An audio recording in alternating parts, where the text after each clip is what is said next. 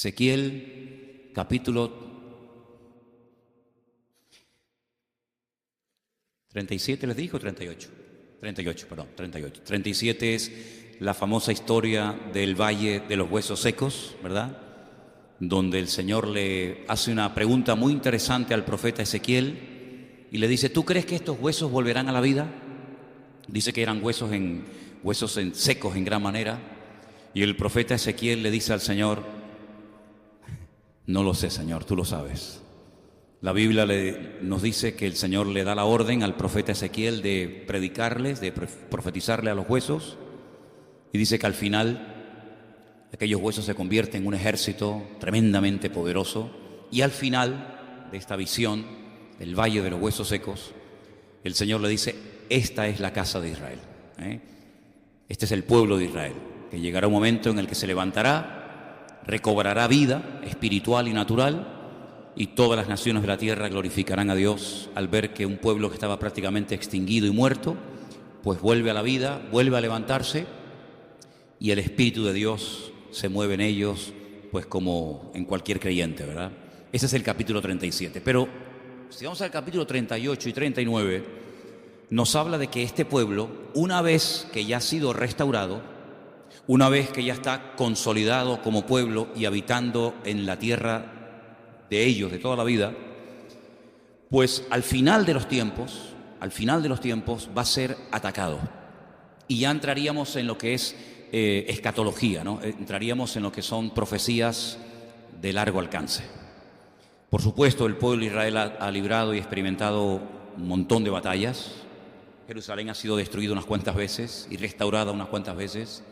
El pueblo de Israel y prácticamente toda la historia del Antiguo Testamento es guerra tras guerra, matanza tras matanza. Si sumáramos todas las cifras de muertos que nos da el Antiguo Testamento que cayeron en batalla, la lista sería impresionante, ¿no?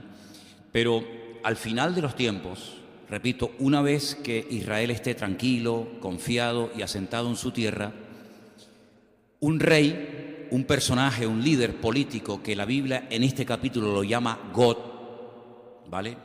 Dice la Biblia que Dios pondrá en su corazón, es Dios el que mueve los hilos, es Dios el que lo trae, y dice que desde el norte, sabemos que Israel hace frontera con muchos países, pero al norte hace frontera con Siria, uno de los peores enemigos que ha tenido siempre el pueblo de Israel. Bueno, por los altos del Golán, por las tierras del norte, Israel experimentará un ataque sin precedentes. Será un ejército. En el libro de Ezequiel no lo dice, pero Juan, cuando escribe el libro del Apocalipsis, da una cifra impresionante. ¿Alguien recuerda? 100 millones. 100 millones de soldados. Eso es una barbaridad.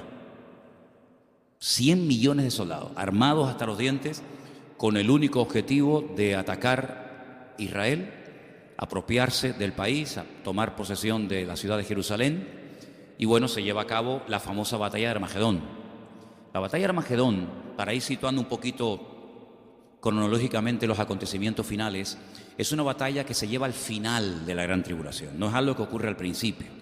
La Gran Tribulación son fundamentalmente 7 años, son los 7 años del libro de Apocalipsis, quitando el mensaje inicial a las iglesias, todo el resto del capítulo prácticamente está sin cumplir.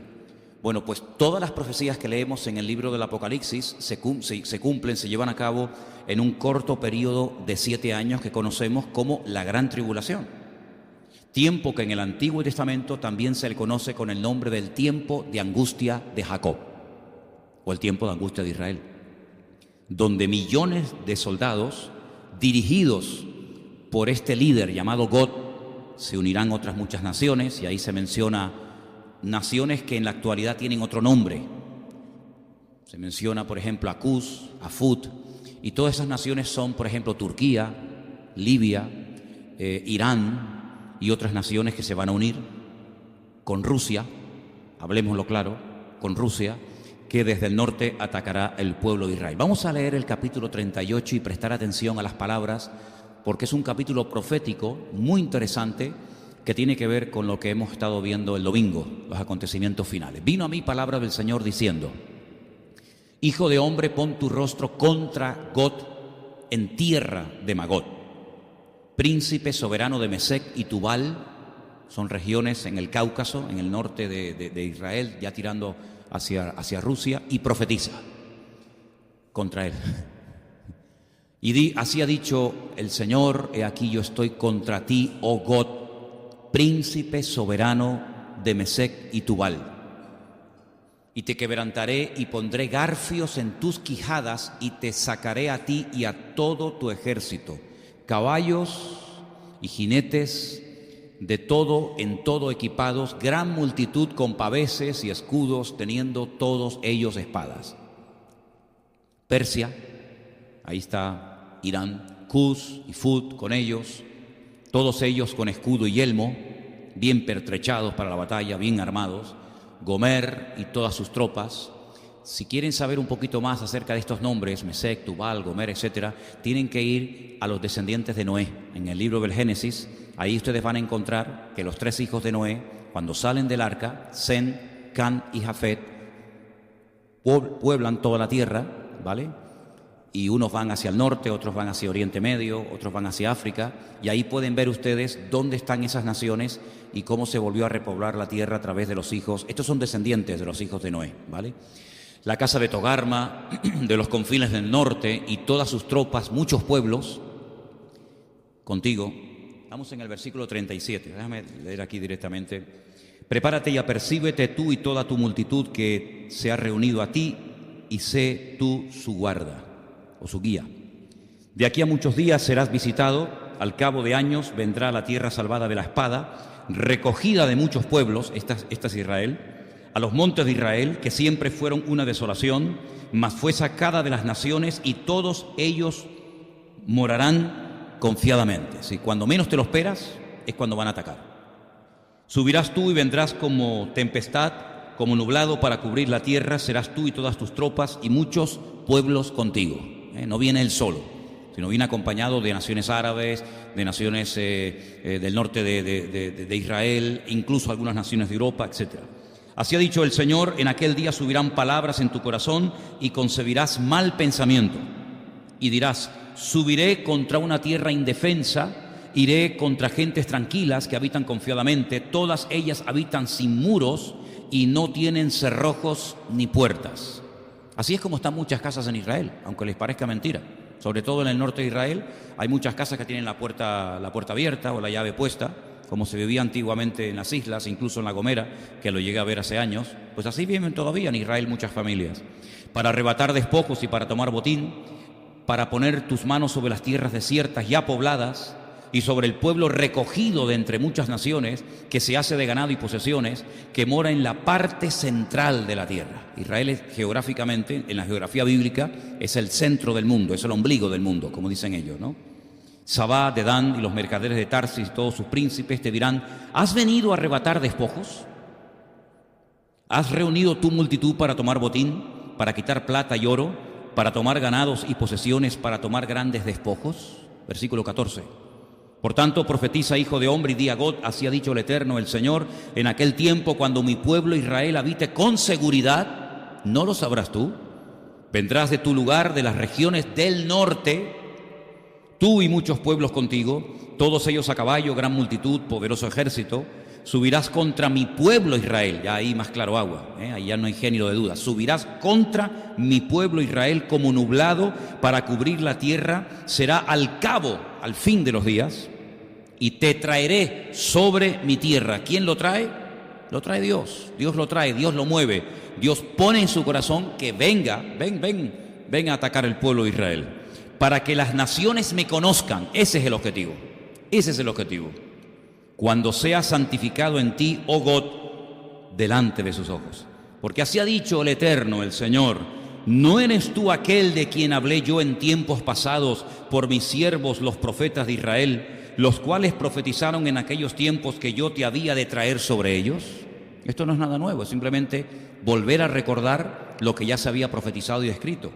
En aquel tiempo, cuando venga Gog contra la tierra de Israel, dijo el Eterno, el Señor, subirá mi ira y mi enojo, porque he hablado en mi celo y en el fuego de mi ira, que en aquel tiempo habrá gran temblor sobre la tierra de Israel. Es interesante que hay algunos cristianos que se van allí a Jerusalén a orar para que esto no acontezca. Como si nuestras oraciones pudieran impedir que la palabra se cumpla. Claro que es muy fuerte, ¿no? Pero hijo, esto es lo que hay. Los peces del mar, las aves del cielo, las bestias del campo y toda serpiente que se arrastra sobre la tierra y todos los moradores que están sobre la faz de la tierra temblarán ante mi presencia, se desmoronarán los montes y los vallados caerán y todo muro caerá a tierra. Y en todos mis montes llamaré contra él la espada, dice el Eterno, el Señor. La espada de cada cual será contra su hermano. Y yo litigaré contra él con pestilencia y con sangre, y haré llover sobre él, sobre sus tropas y sobre los muchos pueblos que están con él, impetuosa lluvia. Apocalipsis dice que caerán caerán granizos del peso de un talento. 45 kilos cada granizo. ¿Qué les parece? ¿Te cae un pedrolo esto en la cabeza, amigo? Sí, creo que algo de daño te podrá hacer, ¿no? Impetuosa lluvia, piedras de granizo, fuego y azufre. Y seré engrandecido y santificado y seré conocido ante los ojos de muchas naciones y sabrán que yo soy el Señor. Las naciones de alrededor de Israel están todas dolidas, ofendidas, picadas, si me permiten la palabra, porque todas las veces que se han unido para pelear contra Israel, y ya van 7, todas las veces han perdido. Y no solamente han perdido la guerra, sino que han perdido prestigio, han perdido dinero, han perdido soldados y sobre todo han perdido tierra. Porque muchas tierras que antaño no estaban, digamos, dadas por la ONU a Israel en las guerras, en las diferentes guerras que ha llevado a cabo, las ha ido recuperando. Incluso algunas tierras que después de un tiempo devolvió, como por ejemplo la famosa península del Sinaí, que es esa península, ¿verdad?, que divide o que separa a Israel de Egipto. Esa península la conquistó en el año 67 Israel, pero tiempo más tarde la devolvió en un tratado de paz que se hizo, ¿no? En el capítulo 39 sigue el profeta Ezequiel hablándonos de este personaje que no es otro más que el anticristo. Aquí lo llaman God, Pablo lo llama el inicuo, también Pablo lo llama, después lo vamos a leer, el hombre de pecado, el hijo de perdición. El único autor de la Biblia que emplea la palabra antimesías o anticristo es Juan. Solamente Juan. Ningún personaje de la Biblia, ningún escritor de la Biblia se refirió a este personaje como el anticristo. Solamente Juan, para que tengan ese dato. Capítulo 39. Tú pues, hijo de hombre, profetiza contra God y di, así ha dicho el Eterno, el Señor, he aquí yo estoy contra ti, oh God, príncipe soberano de Mesec y Tubal. Todos estos nombres que estamos leyendo esta tarde, Mesec, Tubal, todos aparecen en el libro del Génesis en las famosas genealogías. Ahora se dan cuenta ustedes lo importante que son las genealogías en la Biblia, ¿vale? ¿Quién es Mesec? ¿Quién es Tubal? ¿A dónde fueron? ¿Dónde están? ¿Qué país es hoy en día? Eso es muy importante leerlo en el libro del Génesis. Dice el Señor, te quebrantaré y te conduciré y te haré subir de las partes del norte, otra vez menciona el norte, y te traeré sobre los montes de Israel. El centro de la batalla, aunque todo el país va a ser afectado, pero el centro de la batalla se va a llevar a cabo en un valle inmenso, un valle que nace en el norte de Israel y que termina en la costa que podemos ver ese valle, el valle de Jezreel o el valle de Megiddo, un valle precioso, es un valle inmenso, y allí va a ser el centro de la batalla.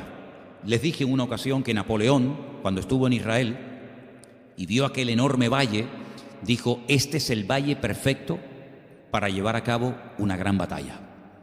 Y es que realmente allí caben pues millones y millones de personas.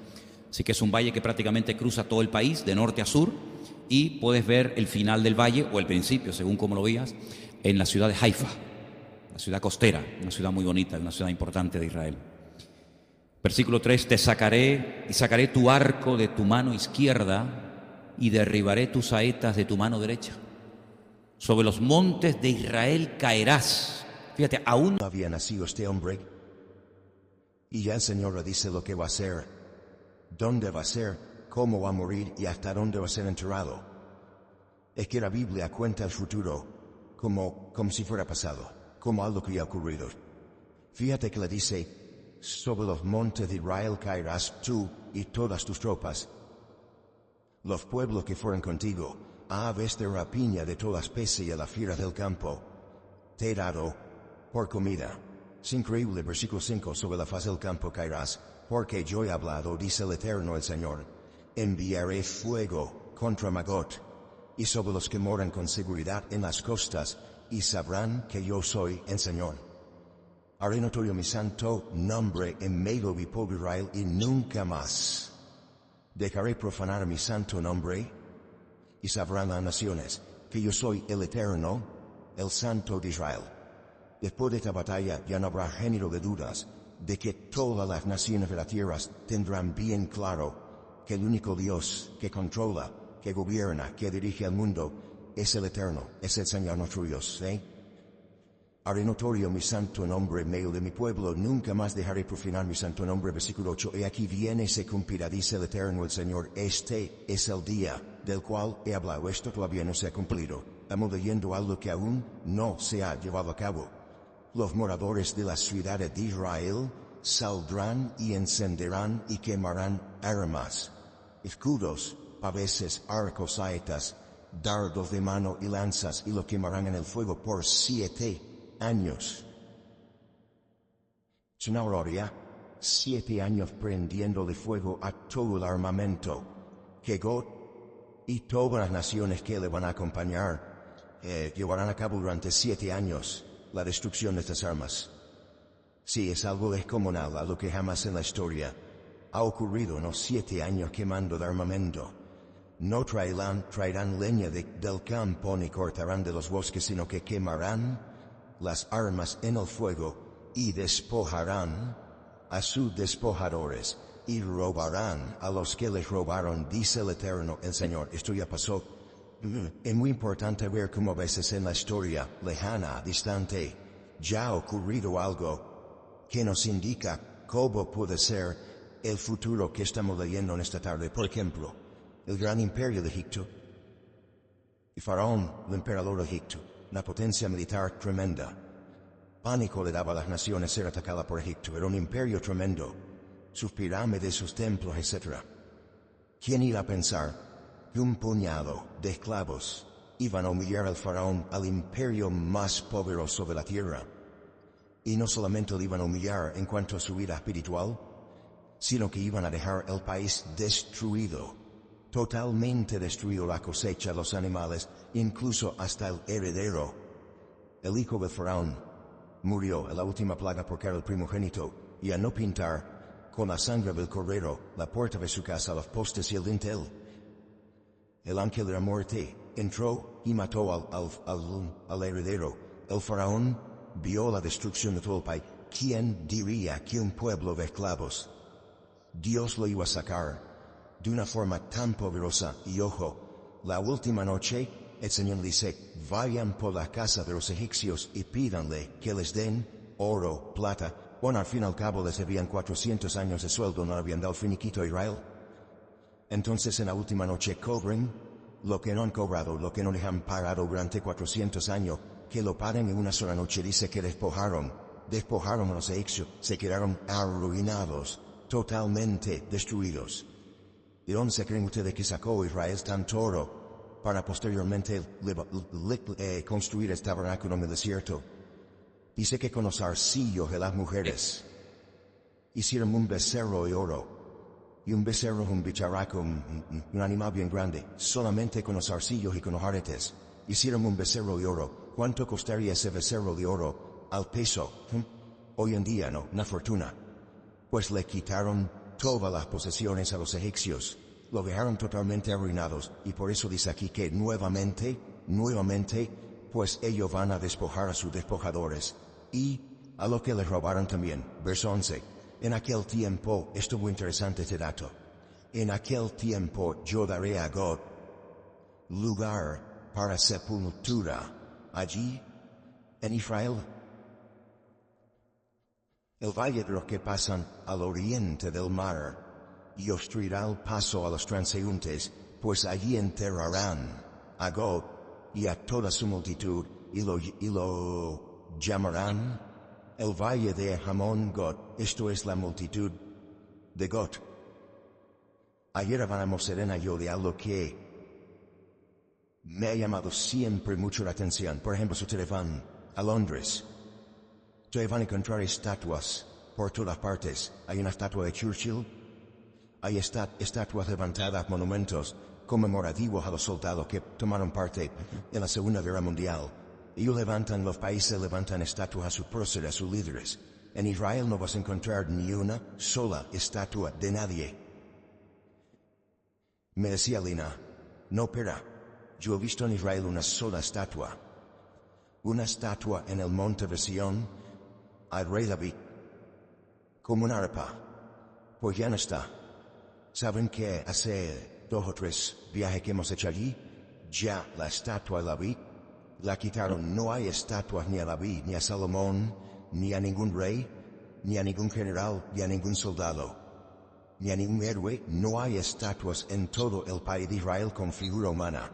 Hay monumentos y tal, pero con figura humana como podemos ver aquí o en Venezuela. Simón Bolívar o Sucre o Miranda o sabe Dios quién. Bueno, había una de Franco que ya la quitaron también y hasta el caballo se lo llevaron. Pues en Israel no hay estatuas. ¿De cómo recuerdan ellos a los difuntos? ¿Cómo recuerdan ellos a los que dieron la vida por la patria en una guerra o a sus hombres valientes? Pues cada año como ahora, hace ayer o antes de ayer, celebraron el Yom HaZikaron, que es el día del recuerdo de todos los que han caído en combate, todos los que han caído en batalla, y se para el país y la gente sale de los coches y se suena la sirena por todo el país, y la gente se pone firme, porque es un homenaje a todos los que han dado su vida por el país. Y también se recordó la Shoah, que es el día del holocausto nazi. Así que si en ese día no se hace una reunión especial con el presidente, con música, con militares y tal, no hay ninguna forma de ir por el país diciendo, mira, aquí hay una estatua de fulanito, una estatua. No hay estatuas por ninguna parte del país, por ninguna parte. Entonces dice la Biblia que la única manera de saber que allí, por el tema de no tierra imagen ni ninguna semejanza de lo que arriba en el cielo, ni abajo en la tierra, ni abajo en la tierra, beba por ahí van los tiros. La única manera de recordar a la persona que ha muerto es yendo al cementerio. Dice la Biblia que allí Dios le tendrá un lugar preparado para que entierren a este personaje. Mira tú por dónde. No nació allí, pero lo enterrarán allí como testimonio de decir, hasta aquí llegaste a mí yo. La casa de Israel los estarán enterrando 7 meses. Para limpiar la tierra, claro, 200 millones o 100 y pico millones de soldados no se entierran en 2 días.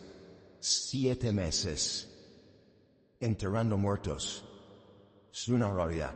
Y 7 años prendiéndole fuego a todo el armamento. Estará Israel 7 años, 7 meses. ¿Qué te parece? Algo increíble. Sigo leyendo versículo 14. Tomarán hombres a jornal que vayan por el país con lo que viajen para enterrar a los que queden sobre la faz de la tierra. A fin de limpiarla, al cabo de 7 meses harán el reconocimiento.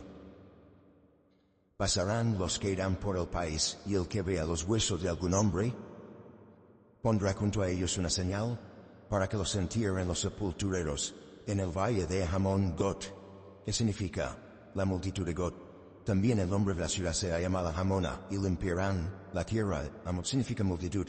Y tú, hijo de hombre, has dicho al Eterno el Señor, di a las aves de toda especie, y a la fiera del campo, juntaos y venid, reuníos de todas partes a mi víctima de sacrificio para vosotros, un sacrificio grande sobre el monte Israel, y comeréis carne, y beberéis sangre. Comeréis carne de fuertes y beberéis sangre del príncipe de la tierra, de carneros, corderos, de machos cabrío, bueyes, toros engordados, todo de Basán.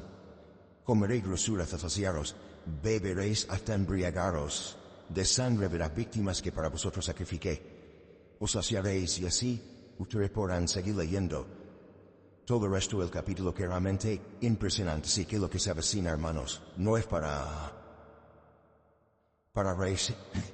Lo que se avecina es realmente tremendo. La batalla más grande de toda la historia de la humanidad. Alguien me preguntó una vez, ¿tú crees que habrá una tercera guerra mundial? No te quepa la menor duda. No te quepa la menor duda. Si quieres tener más detalles Yo siempre digo que es muy bueno decir, bueno, esta batalla la cuenta otra persona de la Biblia. Sí, claro. Por ejemplo, Joel. Les animo a leer el libro de Joel, un libro cortito. Allí se dice lo que harán a las mujeres. Allí se dice por dónde entrarán. Allí se dice cosas muy interesantes que tienen que ver directamente con esta batalla. Todo el libro de Joel prácticamente. Y luego también hay unos datos muy interesantes sobre esta batalla en el libro de Zacarías. Y me gustaría que leyéramos parte de ese capítulo. No te lo dije que lo buscáramos, pero se encuentra en el capítulo 14 del libro del profeta Zacarías. Y ahí se nos dan unos datos muy, muy interesantes que yo estoy convencido de que Zacarías no entendía nada de lo que estaba diciendo. Zacarías capítulo 14 verso 1 dice: He aquí el día del Señor viene. En medio de ti serán repartidos tus despojos, porque yo reuniré a todas las naciones para combatir contra Jerusalén. Todas las naciones quieren a Jerusalén. La ciudad será tomada. Serán saqueadas las casas, violadas las mujeres. La mitad de la ciudad irá en cautiverio, mas el resto del pueblo no será cortado de la ciudad. Después saldrá el Señor y peleará con aquellas naciones como peleó en el día de la batalla. Y se afirmarán sus pies. Ahí se da un dato más que no dice ni Joel ni Ezequiel. Se afirmarán sus pies en aquel día sobre el monte de los olivos. Y nos da un sitio concreto. Y el monte de los olivos sabemos que está en Jerusalén, ¿vale? Luego la segunda venida del Mesías se llevará a cabo en Jerusalén. Él cuando viene no pone sus pies en Capernaum, ni en Madrid, ni en cualquier otra ciudad, sino sobre el monte de los olivos. ¿Qué es lo que pasa cuando Él pone sus pies? Cuando firma la planta de sus pies sobre ese monte. Pues dice la Biblia que el monte de los olivos se partirá por en medio, hacia el oriente, y hacia el occidente, hacia el este y hacia el oeste, haciendo un valle muy grande, que no existe ese valle en este momento. La mitad del monte se apartará hacia el norte, y la otra mitad hacia el sur, y se abra allí una zanja. Un valle descomunal. Huiréis al valle de los montes, porque el valle de los montes llegará hasta Fal. Huiréis de la manera que huisteis por causa del terremoto en los días de Usías. Usías. ¿Se acuerdan de cómo murió? ¿Alguien se acuerda cómo murió rey Usías? Está en Isaías capítulo 6. El día que murió rey Usías, vi yo al Señor sentado en su trono. Su falda llenaba el templo. Y oí querubines que decían: Santo, Santo, Santo es el Señor. Y al final el Señor dice: ¿a quién enviaré? ¿No se acuerdan de eso? El rey Usías murió leproso. ¿Se acuerdan que le brotó la lepra en su frente? Y el día que murió rey Usías, el Señor llama al profeta Isaías. Y vendrá el Señor mi Dios, y con él todos los santos.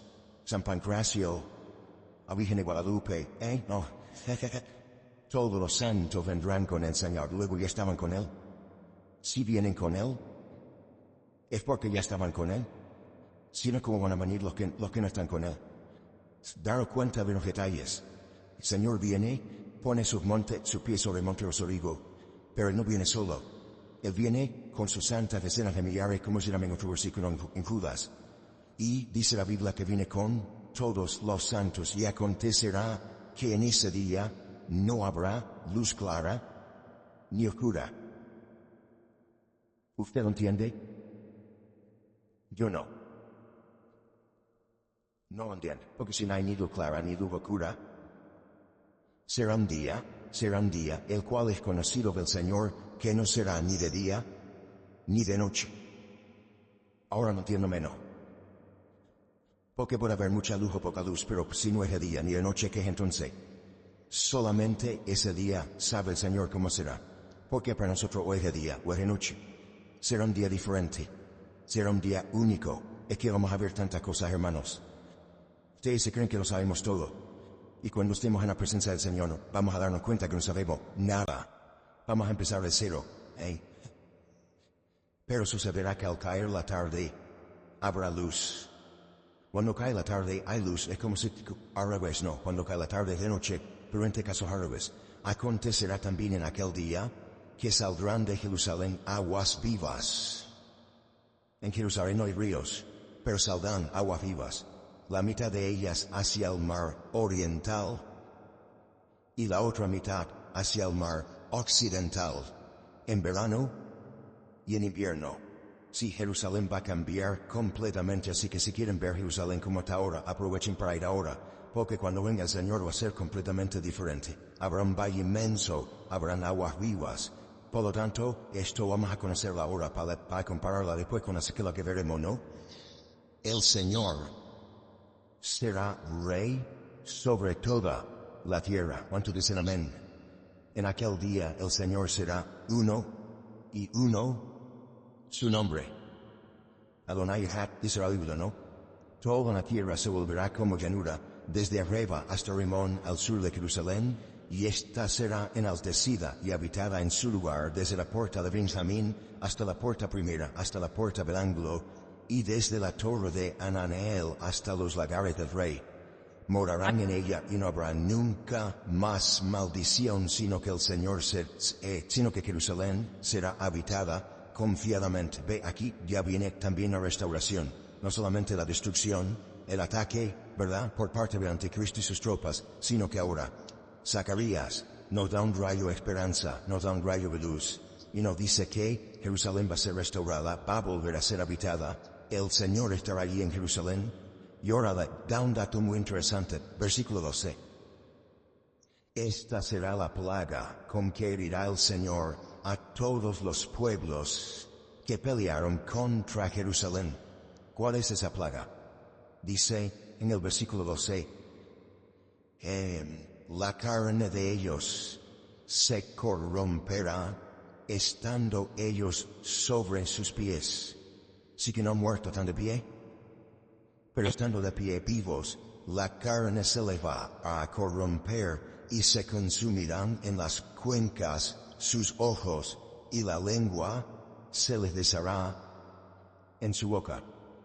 Esto es o un ataque nuclear, o un ataque bacteriológico, algo, un arma rara que no la hemos visto, que lógicamente nunca se vio en la Biblia. A nadie que morir así.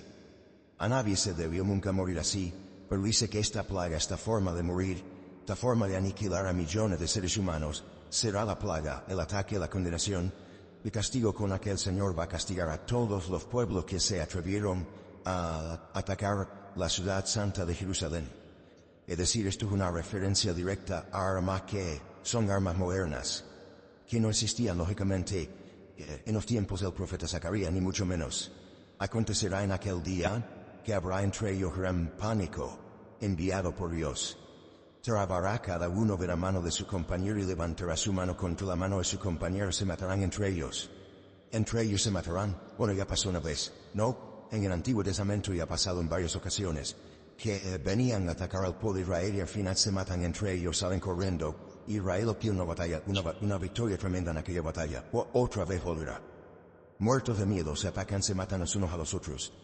Judá también peleará en Jerusalén, serán reunidas las riquezas de todas las naciones de alrededor, oro, plata, ropas de vestir en gran abundancia. Así también será la plaga de los caballos, también morirán así, de los mulos, de los camellos, de los asnos, de todas las bestias que estuvieron en aquellos días, en aquellos campamentos. Ahora, otro rayo de esperanza. Todos los que sobrevivieren de las naciones que vinieron contra Jerusalén, es un milagro que sobrevivió a gente, ¿no? Pero van a sobrevivir muchos. Subirán de año en año para adorar al Rey, al Señor de los ejércitos, y a celebrar la fiesta de los tabernáculos. ¿Qué te parece? Otra vez se restaura la fiesta de los tabernáculos, ya estando el Mesías en Jerusalén como Rey soberano de toda la tierra. Tienen que subir todos los años, todos los que se escaparon con vida, todos los que sobrevivieron, tienen que ir todos los años a Jerusalén a adorar al Rey en la fiesta de los tabernáculos, fiesta que se sigue celebrando hasta el día de hoy. Es una semana de fiesta, y generalmente cae o en septiembre o en octubre, generalmente en octubre, ¿vale? La famosa fiesta de los tabernáculos. una fiesta que les recuerda la peregrinación por el desierto. Tienen que construir una cabanita, una cosita de madera, y estar allí viviendo y comiendo durante una semana. Y es una fiesta que dice la Biblia que se celebrará, y tienen que subir las naciones a adorar al Rey justamente en esa época. Sigo leyendo. Acontecerá que los de las familias de la tierra que no subieren a Jerusalén, luego la voluntad no les queda anulada. Porque habrá alguno que dice, yo no voy a subir. Yo no voy a subir a Jerusalén para adorar al Rey. Al Señor de los ejércitos no vendrá sobre ellos lluvia. Interesante, ¿no? ¿No quiere subir? ¿No quieren adorar al Rey? Durante un año no va a caer ni una gota de agua en tu tierra, en tu país. Ya me contarás. ¿Qué te parece? Si la familia de Egipto no subiere y no viniere, sobre ellos no habrá lluvia. Vendrá la plaga con que el Señor herirá las naciones que no subieren a celebrar la fiesta de los tabernáculos. Esta será la pena del pecado de Egipto y del pecado de todas las naciones que no subieren para celebrar la fiesta de los tabernáculos. En aquel día estará grabado sobre la campanilla de los caballos: santidad al Señor. Las ollas de la casa del Señor serán como los tazones del altar, y toda olla en Jerusalén y en Judá será consagrada al Señor de los ejércitos. Y todo lo que sacrificaren vendrán y tomarán de ellas y cocerán en ellas, y no habrá en aquel día más mercader en la casa del Señor de los ejércitos. ¿Cuánto dicen amén? Es impresionante la cantidad de información que el Señor nos ha dado a través de diferentes profetas del Antiguo Testamento. Solamente he mencionado 3: a Joel, que no lo hemos leído, un poquito de Zacarías y un par de capítulos de Ezequiel. La información que tenemos acerca de lo que viene es impresionante. Muchísima gente ignora todo esto.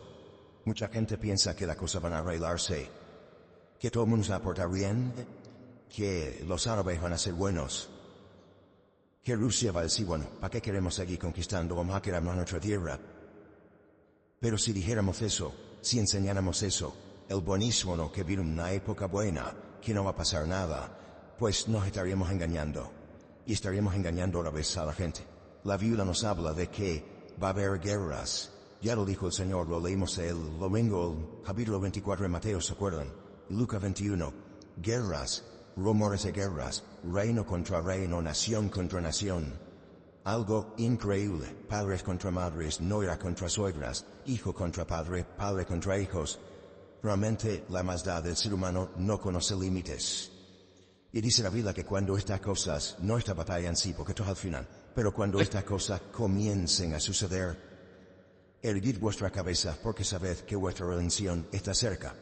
Y él dice que es como los dolores a la mujer que está de parto. Ahora, va a llegar un momento, y vamos a verlo ahora, va a llegar un momento en el que la gente se va a confiar, se va a relajar.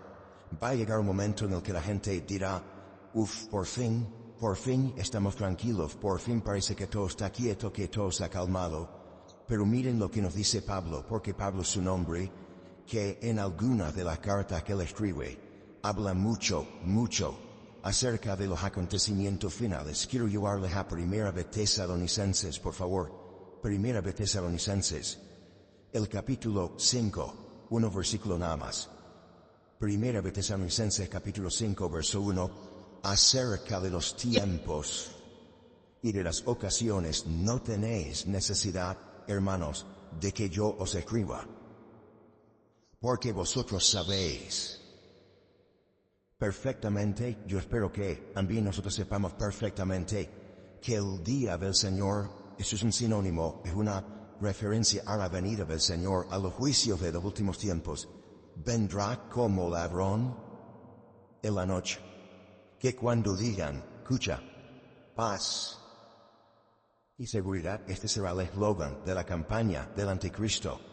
Este será el eslogan de los partidos políticos en el último tiempo. ¿Han visto los eslogans de los partidos en estos días, no? El de Ciudadanos, ¿cuál era? Vamos. ¿A dónde? ¿A dónde vamos? El otro decía, la España que queremos. Serás tú, ¿no? Este será el eslogan de los partidos en el último tiempo. Paz y seguridad. Por fin hay paz, hay seguridad, luego hay paz.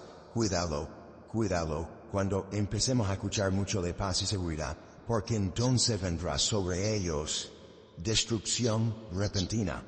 Así de repente, como los dolores a la mujer encinta, y no escaparán cuando dicen amén. Mas vosotros, hermanos, no estáis en tinieblas para que aquel día os sorprenda como ladrón en la noche. Es decir, toda la información que tenemos es para estar preparados, para que no nos sorprenda las cosas que van a suceder, para que no nos giremos las manos a la cabeza, para que no nos desanimemos y mucho menos enfriarnos. Porque por ahí hay una advertencia que creo que también os leímos el domingo, que ante todo este panorama, guerra, rumor de guerra, epidemias, terremotos, etc., el amor de muchos se enfriará. Y cuando hablo del amor de muchos se enfriará, pues yo creo sinceramente que se está refiriendo al amor de los creyentes. Porque no va a hacer referencia al amor de los inconversos, sino que el amor de muchos creyentes, de muchos discípulos de Cristo, se enfriará. Y algunos apostarán de la fe, y otros se mandarán a anular, y otros dejarán el camino. Pero el que persevere hasta el fin, ese será salvo, ¿vale? Entonces, dice la Biblia que esto es un principio de dolores. No es el fin, porque el fin no vendrá inmediatamente. Esa frase a mí me gustó muchísimo. Justamente leíamos el domingo, el fin, dice no vendrá. Inmediatamente vendrá, pero poco a poco, como los dolores. A la mujer que está de parto y ya no hay marcha atrás, pero una vez que empiezan los dolores, amigo, ya se acabó. Prepárate que ya viene, y los dolores anticipan que el niño está a punto de nacer, ¿verdad? Ahora, para nosotros los creyentes, que vivimos en el mismo planeta donde van a ocurrir todo lo que hemos leído, porque no hay otro planeta al que el Señor nos va a llevar mientras aquí pasen cosas tremendas, sino que la Biblia dice que cuando sale el sol sale para justos e injustos, y cuando llueve se mojan los buenos, los malos, los creyentes y los inconversos. Nosotros tenemos que estar preparados y tenemos que estar a la expectativa, porque estas cosas son la evidencia de que nuestra fe, basada en la palabra de Dios, se está cumpliendo. Lo anormal sería que no ocurra nada. Preocúpate cuando no ocurran cosas, pero cuando ocurran este tipo de calamidades, de tragedia, de guerra, de rumores de guerras, es la evidencia de que lo que profetizaron los profetas, incluso el mismísimo Señor Jesucristo, se está cumpliendo. Y ahí te vas a dar cuenta de que la Biblia no es un timo. Ahora, la gente hace referencia a las profecías de Nostradamus. ¿Ustedes por casualidad alguna vez han leído algo de Nostradamus? Yo creo que ni Nostradamus entendía lo que dijo. Es tan complicado entender a este tipo. Yo sinceramente creo que él empezaba a improvisar, y todo lo que salía lo escribía. Miren, hermanos, orínense de las profecías de Nostradamus. Si ustedes quieren saber lo que va a ocurrir en los últimos tiempos, no lean el Corán. Y digo no lean el Corán por una sencilla razón, porque en el Corán no hay ni una sola profecía de los últimos tiempos. Luego, puedes leer el Corán para otra cosa, pero para prepararte para los últimos tiempos, pierdes el tiempo, porque el Corán no contiene profecías acerca de los últimos tiempos, y mucho menos la venida del Mesías. Sin embargo, la Biblia, si fuera una tarta, 3 pedazos, si la partiéramos en 4 pedazos, 3 trozos, 3/4 partes, es totalmente material profético. Prácticamente hay muy pocos libros de la Biblia que no tocan las profecías. Sabemos que muchas de las profecías de las cuales habla la Biblia se han cumplido, o en el pueblo de Israel, o con distintos personajes bíblicos, o en la primera venida de Cristo. Pero hay un montón de profecías, hermano, hay muchísimas profecías de los últimos tiempos que no se han cumplido. Y si les interesa el tema y quieren saber cómo es el anticristo, no es tanto en su aspecto físico, sino cómo es su carácter, cómo es su naturaleza, cómo va a actuar, cómo va a reaccionar ante las cosas del mundo, pues no le queda más remedio que leerse algunos capítulos, sobre todo los últimos capítulos del libro de Daniel, y sobre todo algunos capítulos del libro Apocalipsis, porque ahí vais a encontrar la esencia, la naturaleza del anticristo. Y a veces Juan en el libro del Apocalipsis habla del anticristo como una especie de león, de leopardo, ¿verdad? De oso. Y son animales que se utilizan en el libro de Daniel para hacer referencia a imperios que durante mucho tiempo estuvieron gobernando y sojuzgando las naciones de la tierra, pero que quedaron extinguidos. Pero la naturaleza, el carácter, la personalidad de esos imperios va a manifestarse en la naturaleza, en la personalidad del anticristo. Tendrá un poco de persa, tendrá un poco de babilónico, tendrá un poco de romano, tendrá un poco de griego. Claro, ahí hay que recurrir a la historia secular, cómo eran los romanos. ¿Cuál era la característica fundamental de los griegos? ¿Cómo se comportaban los persas? ¿Cómo actuaban? ¿Cómo atacaban? ¿Cómo hablaban? ¿Cómo pensaban y reaccionaban ante los problemas y circunstancias de la vida? Por ejemplo, la gente de Babilonia, los caldeos. Entonces, teniendo toda esa información, puede decir, amigo, este personaje va a ser así, así, así y así. Desen cuenta que el anticristo no es como nos pintan las películas de Hollywood. Un engendro de Satanás que tiene relaciones sexuales con una mujer y de ahí nace un personaje siniestro. Llamo al anticristo. No, quítense eso de la cabeza. Por favor, la referencia para el creyente no son las películas de Hollywood. La referencia correcta y exacta para el creyente es la Biblia. Y la Biblia nos dice que el anticristo tendrá padre y madre. Y probablemente hermanos o primos o sobrinos y lógicamente abuelos y antepasados. Será un ser humano de carne y hueso, con una unción diabólica, como jamás en la historia nadie ha tenido.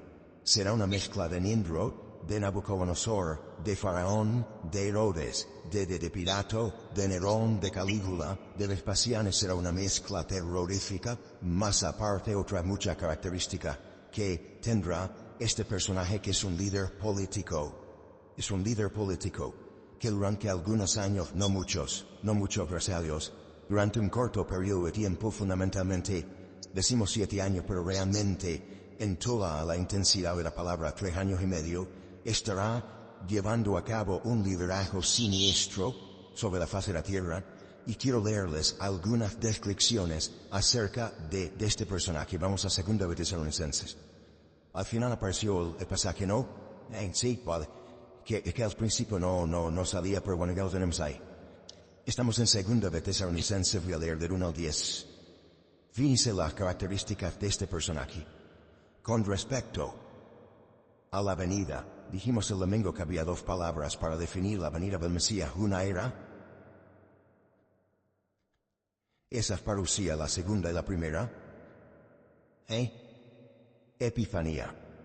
Con respecto a la parucía, con respecto a la venida, la segunda venía el Mesías, porque la primera ya se produjo. De la parucía de la venida de nuestro Señor Jesucristo, nuestra reunión con Él. Os rogamos, hermanos, aquí hay un ruego de Pablo, una tarea.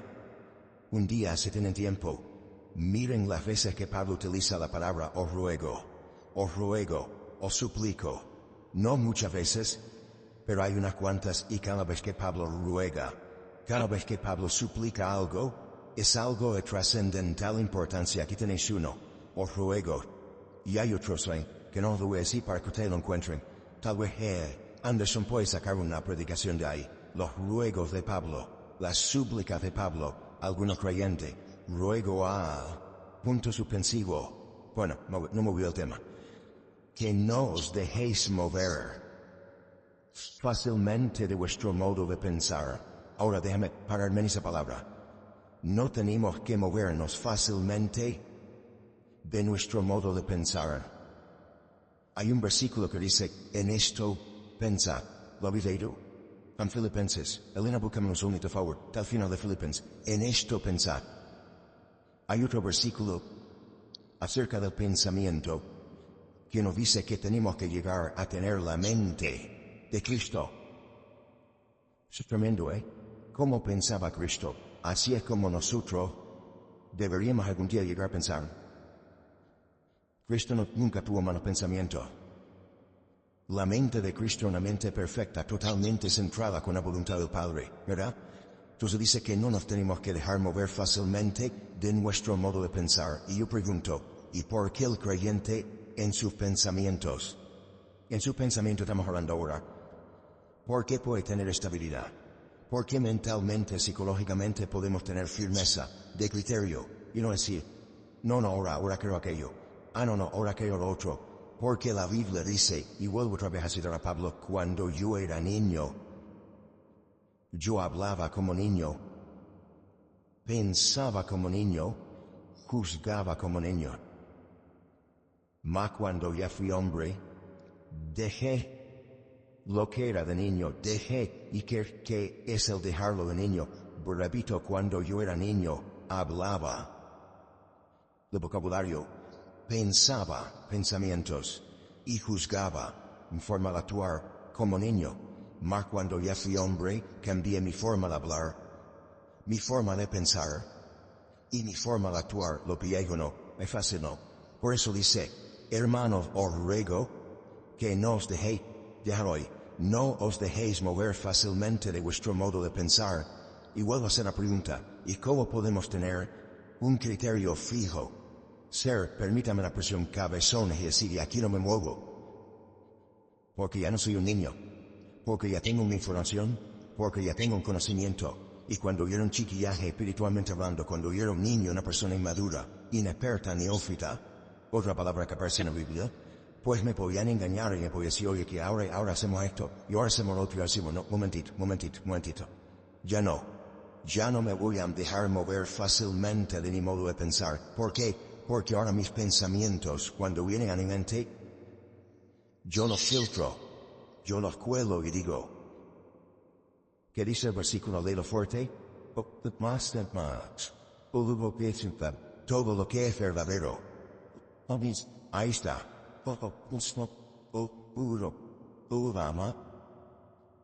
Todo lo que es el buen nombre. En esto pensar, es decir, déjame ese versículo ahí. Los únicos pensamientos que tienen que tener cabida en tu mente son los que tengan la siguiente característica. Esto que estoy pensando, ¿verdad? Dice todo lo que es verdadero. ¿Esto es verdad? Ah, no lo sé. Bueno, mijo, aquí tienes. ¿Esto es verdad? Es que yo no valgo para nada. Eso es un pensamiento falso, diabólico. ¿Por qué? Porque la Biblia no dice eso. Es que ya el Señor no está conmigo ni me ayuda. Eso es mentira. Porque el Señor dice estaré contigo todos los días, hasta el fin del mundo. Si Él dice estoy contigo, ¿quién eres tú para decir que Él no está contigo? Está diciendo al mentiroso. Está llamando al mentiroso. No, entonces no lo piense. Si no es verdadero, fuera. Este pensamiento no entra. Aquí en Canarias no hay peaje, por eso Almor es un ejemplo que no se entiende mucho, pero cuando vas por la península hay autopistas de peaje. Que para circular por ellas tiene que parar, hay una barrera. Y tiene que pagar, y si no pagas, yo no siento mucho, tiene que ir por la otra carretera, por esta no, esta es de peaje. Bueno, pues, hazle pagar un peaje al pensamiento, que cuando vayan a tu mente le diga, déjame entrar, momento. Esto no es verdad. Esto no es honesto. Esto no es honesto pensar esto, esto no es correcto. Esto no es justo. Esto no es injusticia, esto no es barbaridad lo que estoy pensando. Esto no es puro, sino es santo. Esto es una cochinada, perdóname la palabra. Esto es una inmundicia. Esto es lascivia pura. Esto no es amable, esto no es de buen nombre. Esto no hay ninguna virtud, no hay nada positivo en ello. Esto no es digno de alabanza y oye, qué bueno, sino esto todo lo contrario. Pues entonces ahí nos dice cómo limpiar la mente. Cómo limpiar la mente, pero yo creo, y me atrevo a decir, que esto no solamente es para que no entren malos pensamientos en nuestra vida, sino esto es para decir, oye, y esto que ya está dentro, lo voy a echar fuera. Porque a lo mejor no lo filtré adecuadamente y se me metió dentro, y ahora lo que voy a hacer es una limpieza de malos pensamientos, y a partir de ahora voy a tener sumo cuidado con lo que voy a pensar. Volvemos a Tesalonicenses, por eso Pablo dice, no dejéis mover fácilmente de vuestro modo de pensar, pero para no dejarme mover fácilmente de mi modo de pensar, tengo que ser maduro. Porque el niño fluctuante, el maduro tiene criterio propio y dice, no, eso no puede ser, eso no es verdad, eso no es justo, eso no es verdadero. Me explico. Ni de vuestro modo de pensar, ni os conturbéis, y no te pongas nervioso. No te conturbe, no te perturbes. Mira, hay un versículo en Jeremías, en Gálatas que me está abriendo ahora la cabeza. Cuando Pablo se entera, cuando él se va a la iglesia en Galacia, y se entera de que han llegado algunos de Jerusalén enseñando cosas de judaísmo y de tradiciones humanas y pervierten a los creyentes, él les escribe una carta a su hermano, ¿quién os ha predicado un evangelio diferente? ¿Quién? Dice, no es que hay otro evangelio diferente, sino que hay algunos que os pervierten, y busqué esa palabra. Y hace referencia a cuando hay aguas que están quietas, y abajo hay como lodo, como tierra, y de repente viene alguien y mueve todo, y se queda toda esa agua sucia, como cuando coges una pecera, ¿no? Y la mueves. Ese agua tan limpita que había, donde veías todos los pececitos y tal, pues por el movimiento se queda todo sucio hasta que va cayendo todo al fondo, y ya vuelve otra vez toda la normalidad, y se ve bonito, ¿no? Pablo dice, alguien nos está moviendo, alguien nos está sacudiendo, que está pervirtiendo. Es como cuando el vino está bien tranquilo y de repente mueves el fondo y todo el pozo sale arriba. Dice, cuidado, que nadie te sacuda, que nadie te ponga nervioso, ni por espíritu, cuidado lo que vienen a través del espíritu, ni por carta, ni por palabra, ni por carta, como si fuera nuestra, en el sentido de que el día del Señor está cerca. Ahora, esta carta se escribió antes del año 70, después de Cristo. Si Pablo dice, antes del año 70, de la era cristiana, que el día del Señor está cerca, hoy estamos en el año 2019, después de Cristo. Hoy estamos más cerca de ese día que cuando Pablo escribió esta carta a nuestros hermanos tesalónicos, ¿sí o no?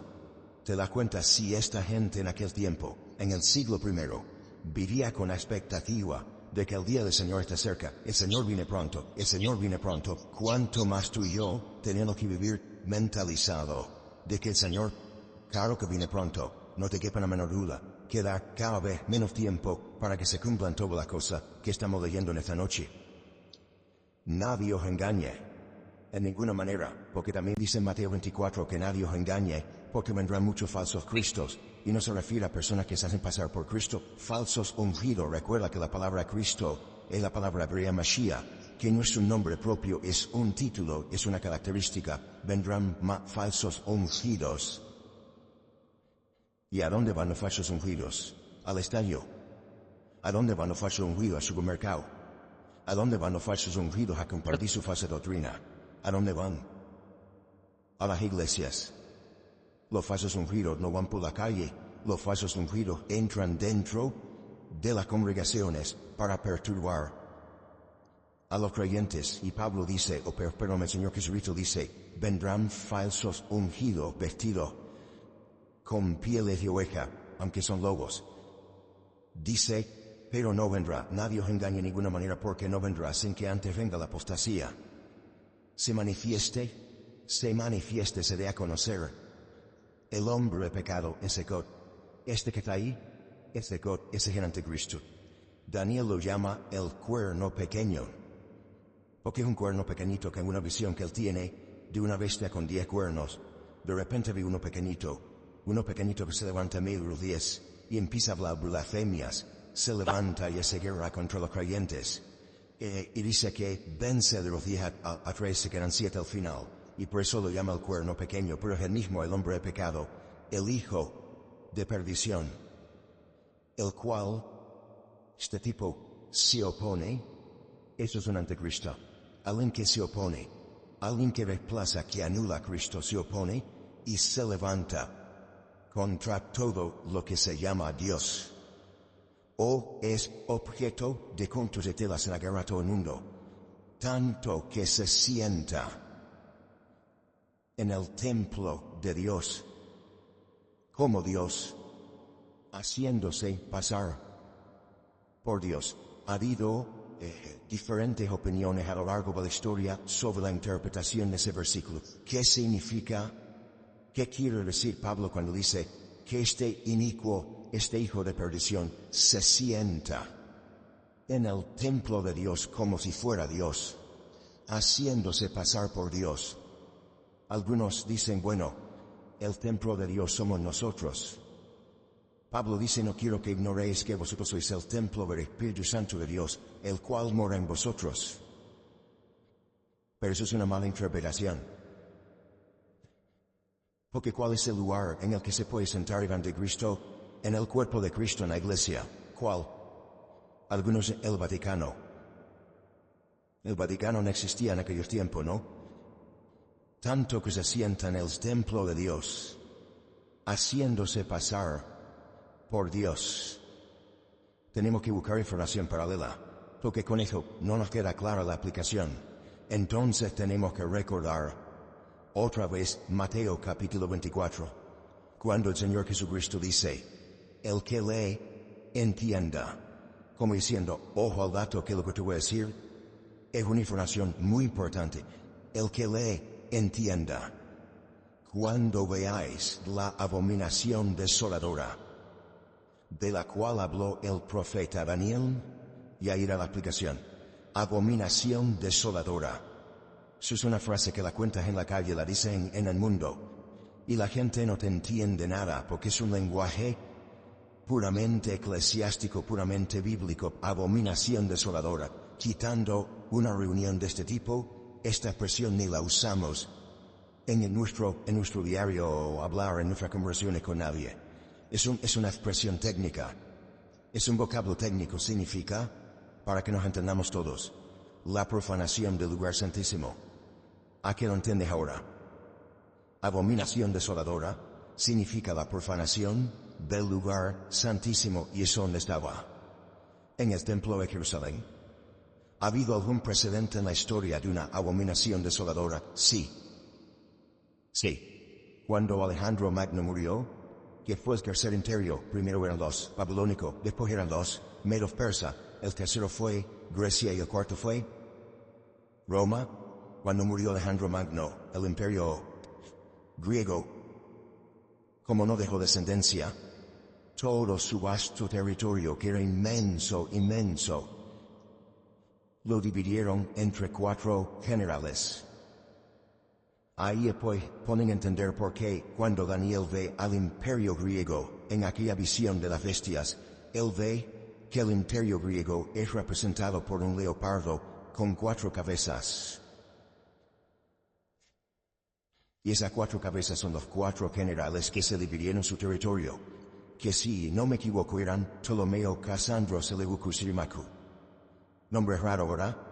Esos 4 generales se repartieron todo el territorio del imperio de Alejandro Magno, de los griegos. Al que le tocó, digamos, Israel, eran los seleucidas. Y la historia de los seleucidas ustedes la pueden encontrar en la versión de la Biblia Nácar Colunga, en el libro de Primera y Segunda de Macabeos, donde ustedes van a leer la historia de uno de esos descendientes de aquellos 4 generales de Alejandro Magno, llamado Antíoco Epifanes. Uno de los hombres más perversos que ha habido en la historia de la humanidad. Un hombre que se atrevió a matar un cerdo y derramar su sangre en el lugar santísimo. Y levantaron una estatua, si no me equivoco, del dios Júpiter, creo que era Júpiter, si no me equivoco. Y convirtieron el templo de Jerusalén en un gimnasio, en un lugar para culto al cuerpo, en vez de para culto a Dios, pero para culto al cuerpo. Porque ellos eran fanáticos de darle culto al cuerpo. Así que ya hay un precedente en la historia de cómo se profanó, de cómo se produjo una abominación desoladora. Pero un momento, eso pasó antes de Cristo, ¿sí o no? Eso pasó en la época de los griegos. Como el Señor Jesucristo. En Mateo 24 dice a los discípulos, escúcheme una cosa, a los discípulos y a los descendientes de sus discípulos. Cuando veáis la abominación desoladora de la cual habló el profeta Daniel, por si ya se produjo, como vamos a ver otra vez, ¿me explico o no me explico? Luego está haciendo referencia a otra abominación desoladora del mismo lugar santísimo que ya fue profanado en la época de los griegos, pero que volverá a ser profanada. Los romanos no profanaron el lugar santísimo. Cada imperio, el templo, este es un estudio muy interesante, hermanos. Las 4 estrategias del diablo contra el pueblo de Dios, que son las 4 estrategias que Satanás utiliza contra el creyente. Cómo trató el templo Nabucodonosor, cómo trató el templo los medos persas, cómo trataron el templo los griegos y cómo trataron el templo los romanos. Es interesantísimo esto, interesantísimo. Unos ni lo tocaron, otros lo profanaron, otros lo convirtieron en gimnasio, otros lo destruyeron, otros lo reedificaron. Es muy interesante esta historia, no tengo tiempo para explicar todo esto. Pero cuando el Señor Jesucristo dice cuando veáis la abominación desoladora, lógicamente no está haciendo referencia a lo que ocurrió en la época del Imperio Griego, sino a lo que ocurrirá en el futuro. Pero una pregunta, ¿cómo se va a profanar el lugar santísimo si no existe? No se puede profanar un lugar que no existe. Luego hay una clarísima referencia a la restauración futura del Templo de Jerusalén en el mismo sitio, Monte Moriah, donde estuvo siempre tanto el primero como el segundo templo. Quiere decir que en los últimos tiempos te está diciendo, esto es una revelación espectacular, esto no lo saben ni los judíos, Esto no lo saben ni los judíos. Ellos están orando por la reconstrucción del tercer templo, pero que va a ser profanado por este personaje. ¿Cómo lo van a saber? Si no leen el Nuevo Testamento. Esta información solamente la tienen los que leen el Nuevo Testamento. Los que tienen el Antiguo Testamento no saben que el lugar santísimo va a volver a ser profanado. Pero nosotros sabemos que este personaje que se opone contra todo lo que se llama Dios o es objeto de culto, se va a sentar en el templo de Dios como si fuera Dios, haciéndose pasar por Dios. Luego el tercer templo va a ser reconstruido y otra vez va a ser profanado. A los 3 años y medio de su inauguración, por este personaje siniestro llamado el Anticristo, y Juan dice en el libro del Apocalipsis que pondrá una imagen. Y ahí hay diferentes interpretaciones. Volverá otra vez a profanar el lugar santísimo. ¿Qué te parece? Seguimos versículo 5. ¿No os acordáis que cuando yo estaba todavía con vosotros os decía esto? ¿De qué nivel de enseñanza, Vosotros sabéis lo que lo detiene, a fin de que a su debido tiempo se manifieste, porque ya está en acción el misterio de la iniquidad. Solo que hay quien al presente lo detiene, hasta que él a su vez se ha quitado de medio, y entonces se manifestará aquel inicuo a quien el Señor matará con el espíritu de su boca, y destruirá con el resplandor de su venida. Y ahora una característica muy interesante, o otro adjetivo para la misma persona, inicuo, que viene de iniquidad. Inicuo, cuyo advenimiento, cuya aparición o cuya manifestación es por obra de Satanás. Y Satanás está detrás de este personaje. Satanás es el que va a ungir, el que va a usar a este tipo con gran poder y señales y prodigios mentirosos. Cuidado que habrá señales, habrán prodigios, pero cuidado que detrás de todo eso está una unción diabólica que le permite hacer cosas espectaculares, que pone a leerla por ejemplo en el libro del Apocalipsis. Con todo engaño de iniquidad para los que se pierden, por cuanto no recibieron el amor de la verdad, para ser salvos. Como conclusión, porque se nos fue el tiempo, estamos a punto de ver en estos tiempos cómo se va a dar a conocer un personaje con una influencia mundial, que probablemente, y aquí tendríamos tela para rato, se levantará de lo que antiguamente ocupó y conquistó el antiguo Imperio Romano. Para los que lo sepan y para los que no, los territorios que ocupó el Imperio Romano fueron desde Portugal, incluyendo por supuesto España, el Finisterre, el fin de la tierra, toda Europa incluida las Islas Británicas, toda Europa, todo el norte de África, todo lo que sea hoy en día, el Magreb, Libia, Egipto, etc. Y todo lo que es Oriente Medio, Siria, Líbano, para ello la antigua Palestino-Filistea, de ese territorio que como una especie así de herradura, de ese antiguo territorio, se levantará este personaje político que gobernará a las naciones con una crueldad terrorífica.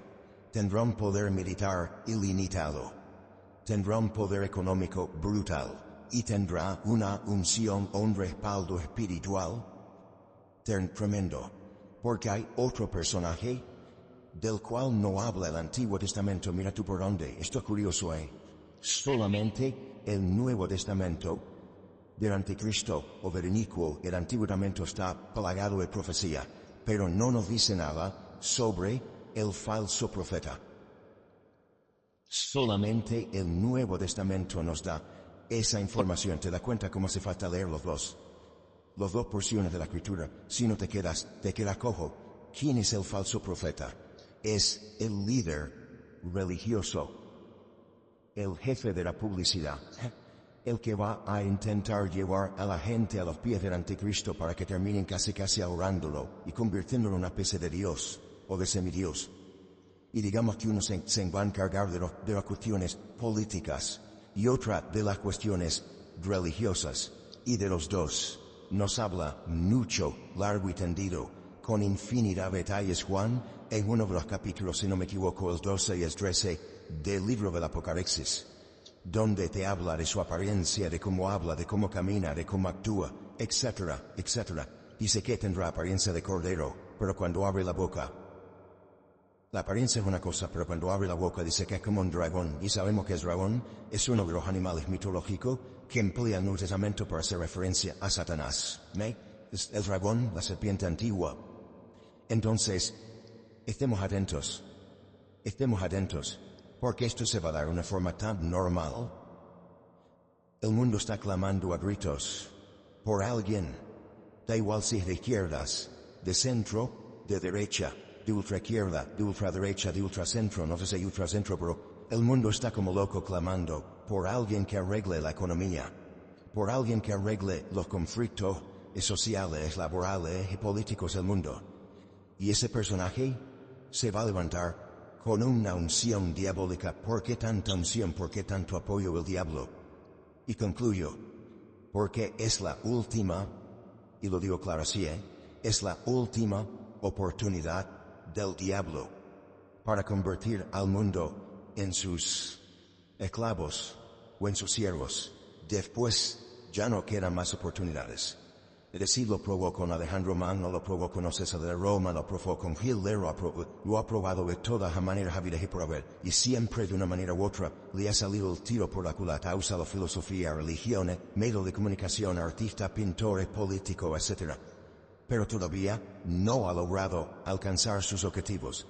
Satanás, negando su esencia, que es la primera vez en la historia que lo hace. El mentiroso, el padre de mentira, el que Jesús dijo que es un ladrón que viene a hurtar, a matar y a destruir por primera vez en la historia. Unge a este personaje político y viene ofreciéndole al mundo lo que el diablo no puede dar. Pero camuflado como ángel de luz le dice, dile que tú vienes a ofrecer paz y seguridad. Y la gente entrará al trapo, la gente se convertirá en masa. Y entonces comenzará a hacer una imitación del ministerio del Mesías, del ministerio de Cristo, donde Él comienza a marcar a todos sus seguidores, donde Él comienza a levantar y entre comillas, a reconocer o a bendecir a todos aquellos que le adulan y que están a su alrededor, donde Él hace la guerra, a todos aquellos que se levantan contra Él, que serán muchos. Entonces, estos tiempos van a ser tiempos muy interesantes porque todavía, y lo digo así con la boca abierta, todavía el anticristo no se ha manifestado. Por eso yo digo siempre, todavía no puede venir el Señor. Aunque algunos se escandalizan cuando oyen esto, no. Porque hasta que no se manifieste el anticristo, no puede venir el Señor. Lo hemos leído en 2 Tesalonicenses capítulo 2, ¿verdad? Entonces, cuando se manifieste este personaje, cuidado, porque en cualquier momento se rompe la jugada, se rompe la partida.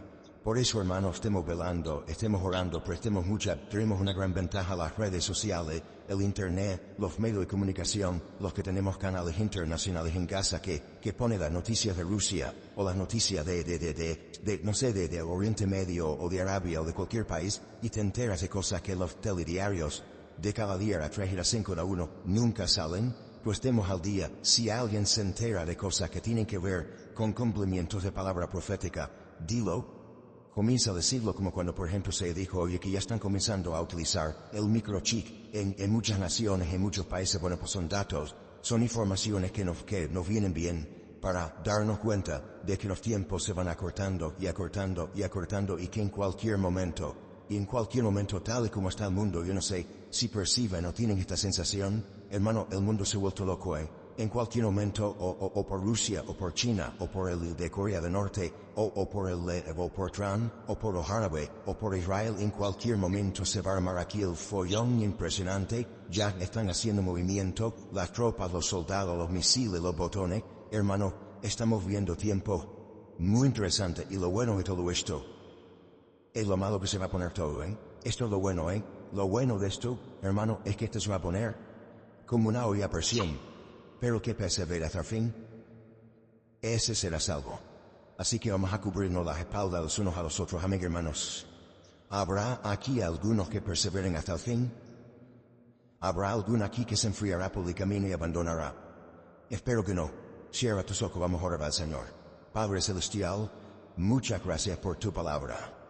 Palabra poderosa, palabra viva, palabra eficaz, que nos proporciona muchísima información para que no andemos en las tinieblas ni en la ignorancia, sino para que estemos velando y orando, sabiendo que las profecías están cumpliendo y que tu venida se acerca, Señor.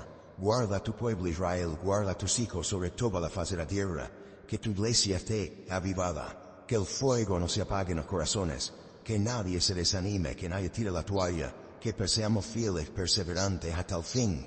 Y Señor, que aprovechemos también el tiempo para decirle al mundo que se preparen, porque Cristo viene pronto. A ti la gloria y la honra, Señor, en el nombre bendito de Jesús.